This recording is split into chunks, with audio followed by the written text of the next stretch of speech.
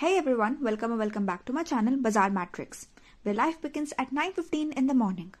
हमने power bars की पिछली 2 वीडियोस में देखा था कि पावर बार सेना की ताकत कैसे बताते हैं और पावर बार से रिवर्सल कैसे पहचाने।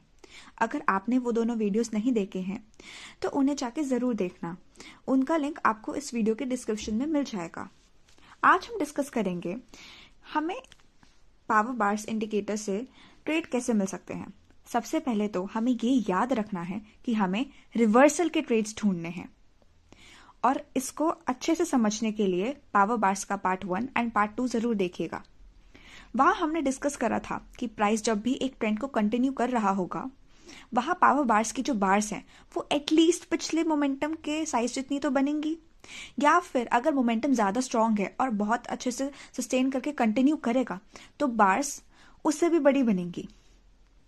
और अगर ऐसा नहीं होता है तो हमने वहां अलर्ट हो जाना है। और आज हम उस मोमेंटम के रिवर्सल आने के चांसेस को कैंडल टू कैंडल की स्टडी से समझेंगे। जैसा कि हम चार्ट पे देख सकते हैं कि पावर बार्स अकॉर्डिंगली प्राइस के अकॉर्डिंगली बताता है बायर ज्यादा है या सेलर ज्यादा है। जैसा कि हम चार्ट पर देख सकते हैं कि पावर बार्स की बार से अकॉर्डिंगली ही प्राइस बढ़ता है या गिरता है। तो जब हम रिवर्सल आने के चांसेस देख रहे होते हैं वहां पर जो सबसे रीसेंट बड़ी वाली बार बनती है हमें उस पे ध्यान देना है। हमें इस चीज का जरूर ध्यान रखना है कि हम पूरे चार्ट की सबसे बड़ी बार नहीं देख रहे हो, बल्कि जो सबसे रीसेंट बड़ी बार बनी होगी उसको देखना है, चाहे वो ग्रीन कलर की हो या रेड कलर की हो। जब चार्ट पे कैंडल्स तेजी से एक मोमेंटम को फॉलो करते हुए बन रही होती हैं तो बार्स भी असेंडिंग ऑर्डर यानी कि बार्स भी बड़ी बनने लगती हैं।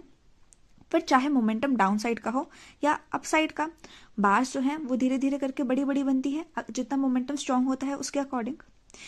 क्योंकि पावर बार्स इंडिकेटर हमें ये बताता है कि बायर्स और सेलर्स की सेनाओं में कौन सी कैंडल पर सबसे ज्यादा पावर किस सेना के पास है और कौन उस पावर का यूज करके ज्यादा दुश्मन के इलाके को कवर कर रहा है। यानी अगर बायर स्ट्रांग है तो सेलर्स के इलाके में बायर्स घुस रहे हैं एंड प्राइस को बढ़ा रहे हैं, एंड अगर सेलर स्ट्रांग है तो वो बायर्स के इलाके में घुस रहे हैं एंड प्राइस को गिरा रहे हैं। तो जब चार्ट पर पावर बार्स की बार्स बन रही होती हैं तब जो सबसे बड़ी बार बनती है रीसेंट वाली, उस बार के अकॉर्डिंग जो चार्ट पे कैंडल स्टिक या कैंडल का हमें जो है वो हाई और लो मार्क करना है। अब जब आपने उस रीसेंट सबसे बड़ी बार का हाई और लो मार्क कर लिया, उसकी कैंडल का हाई और लो मार्क कर लिया, तो अब हमारा असली वेटिंग गेम शुरू होगा। सबसे पहले तो अब हमें ये चेक करना है कि प्राइस उस कैंडल का हाई तोड़ेगा या लो तोड़ेगा। अब अगर मान लो कोई ट्रेंड कंटिन्यूएशन में है, अगर अप ट्रेंड चल रहा है और अप ट्रेंड के दौरान हमने सबसे बड़ी रीसेंट कैंडल मार्क करी, तो फिर हमें ये देखना है कि अगर हाई तोड़ेगा तो इसका मतलब ट्रेंड कंटिन्यू हो रहा है। लेकिन हमें ये याद रखना है कि अब ट्रेंड कंटिन्यू होगा उसकी बार जो है वो पिछले जो पूरे मोमेंटम के अंदर जो अभी बार्स बनी थी उसके सेम साइज की बननी चाहिए, तभी जो ट्रेंड है वो अच्छे से कंटिन्यू करेगा और आगे जाके साइडवेज नहीं होगा, उसमें पावर रहेगी अभी भी। और फिर उसके बाद अगर वो लो तोड़ता है इसका मतलब ये रिवर्सल का ट्रेड बन सकता है या फिर एक पुल बैक हो सकता है, जो भी प्राइस के बिहेवियर के अकॉर्डिंग होगा।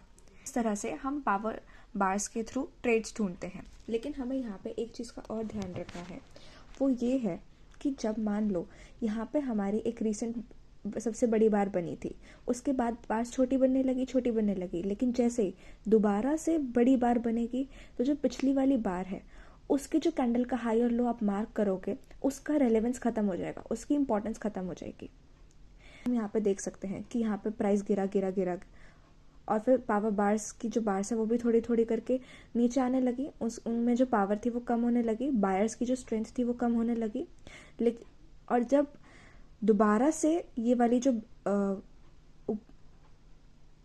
लेकिन जब दोबारा से पावर बार्स की जो बार्स है वो दोबारा बड़ी बनी पिछली बार से, तो अब हम इस कैंडल का वो मार्क करेंगे हाई और लो, और हम वेट करेंगे कि फिर आगे क्या होता है प्राइस में। लेकिन अगर मान लो प्राइस में कुछ नहीं हुआ, प्राइस यहाँ से साइडवेज हो गया, तो अब हम वेट करेंगे दोबारा कि अब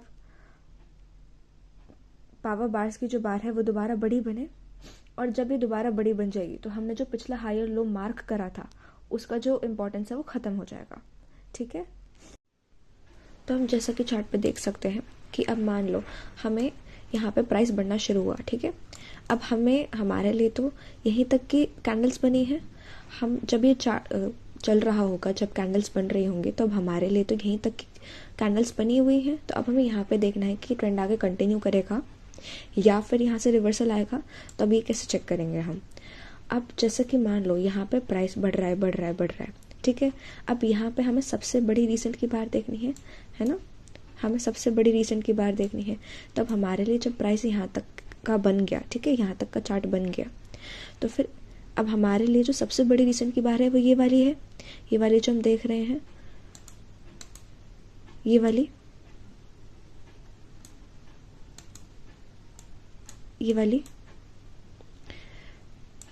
तो अब हमें इसकी कैंडल का हाई और लो मार्क करना है। ठीक है, अब इसकी कैंडल कौन सी है? ये वाली है ना, इसका हाई और इसका लो। अब हमें वेट करना है कि हमें इसके आगे की क्लोजिंग मिले, या तो ऊपर की तरफ की या नीचे की तरफ की। अब हमने देखा कि यहाँ पे प्राइस बार बार टच करके गिरा तो सही, लेकिन हमें यहाँ पे क्लोजिंग नहीं मिली। मतलब प्राइस इसके ऊपर तो गया, तोड़ के नीचे भी गया, लेकिन अभी तक ना ही तो हमें हाई की क्लोजिंग मिली है ना लो की क्लोजिंग मिली है। ठीक है, अब हमने चार्ट पे देखा, यहाँ पे फिर इससे छोटी बार बनी, छोटी बार बनी। अब जैसे यहाँ पे ये वाली बड़ी बार बन गई, तो अब हमने जो हाई और लो लगाया था इसका रेलेवेंस ख़त्म हो गया, है ना। तो अब हम अगली कैंडल पे लगाएंगे। ठीक है, और फिर हम वेट करेंगे कि या तो इसका हाई टूटे या इसका लो टूटे। फिर इसका ना तो फिर यहाँ छोटी बनी छोटी बनी, लेकिन फिर अगली ही कैंडल बड़ी बन गई जिसपे हमें क्लोजिंग मिली, तो फिर इसका मतलब इसका रेलेवेंस भी ख़त्म हो गया हमारे लिए। तब हम अगली वाली कैंडल पे लगाएंगे जो हमारी सबसे बड़ी रीसेंट की बार बनी, और उसके बाद छोटी बनी, और फिर जब हमें यहाँ पे क्लोजिंग मिल गई नीचे की, तो उसके बाद हमें यहाँ पे कितना अच्छा ये ट्रेड देखने को मिला है। तो इसी तरह से हम यहाँ पे candle to candle trade check करते हैं। अब जैसे मान लो अब आप यहाँ पर आ गए, यहाँ पे आपने देखा कि यहाँ पे थोड़ा थोड़ा प्राइस साइडवेज होने लगा, है ना। तो अब आपने सोचा कि अब यहाँ पे भी हम लोग यही तरीका यूज़ करते हैं। तो फिर जब यहाँ पे बड़ी बार बनी, क्योंकि अगली से छोटी बन गई, तो ऑब्वियसली ये वाली बड़ी हो जाएगी, तब हम इसकी कैंडल का हाई और लो मार्क करेंगे। ठीक है, हमने यहाँ पे हाई और लो दोनों मार्क कर लिए, लेकिन अभी ना हमें यहाँ पे इसकी क्लोजिंग मिली ना, मतलब ऊपर की क्लोजिंग भी नहीं मिली, नीचे की क्लोजिंग भी नहीं मिली। तो फिर अब हम क्या करेंगे, अगली जो हमारी हाई वाली, मतलब अगली जो हमारी सबसे बड़ी बार बनेगी, हम उसका हाई और लो मार्क करेंगे। जैसे कि हम देख सकते हैं ये वाली बनी थी, ये वाली जो रेड कैंडल है, ये वाली रेड कैंडल का हमने हाई और लो मार्क करा। ठीक है, और फिर उसके बाद हमें इसके लो की क्लोजिंग मिली, और फिर उसके बाद भी हमें प्राइस गिरता हुआ ही दिखा है। तो इस तरह से हम कैंडल टू कैंडल चेक करते हैं कि प्राइस बढ़ा या फिर गिरा। लेकिन इसका मतलब ये नहीं है कि जो मैंने ये चीज़ बताई थी कि पिछले मोमेंटम जितनी बार्स बननी चाहिए, वो वाला एस्पेक्ट बिल्कुल अलग है। वो ये बताता है कि अब जो स्ट्रेंथ है पावर बार्स में, जो बायर्स की जो स्ट्रेंथ है वो अभी भी इतनी स्ट्रांग है कि प्राइस को और आगे ले जा सकती है। लेकिन जब हम कैंडल टू कैंडल ट्रेड ढूंढ रहे होते हैं, तब हमें उस चीज़ को थोड़ी देर के लिए माइंड से हटाना है, और हमें इस चीज़ पे फोकस करना है कि हाई और लो टूटा या नहीं। वो सिर्फ हाई और लो टूटने के गेम के लिए है, मोमेंटम को चेक करने के लिए नहीं है। तो अगर आपको इस इंडिकेटर के बारे में और जानना है तो हमारे चैनल को सब्सक्राइब कीजिए और हमारे वीडियोस को ज़्यादा से ज़्यादा शेयर कीजिए। तो आज की इस वीडियो में इतना ही, मिलते हैं नेक्स्ट वीडियो में।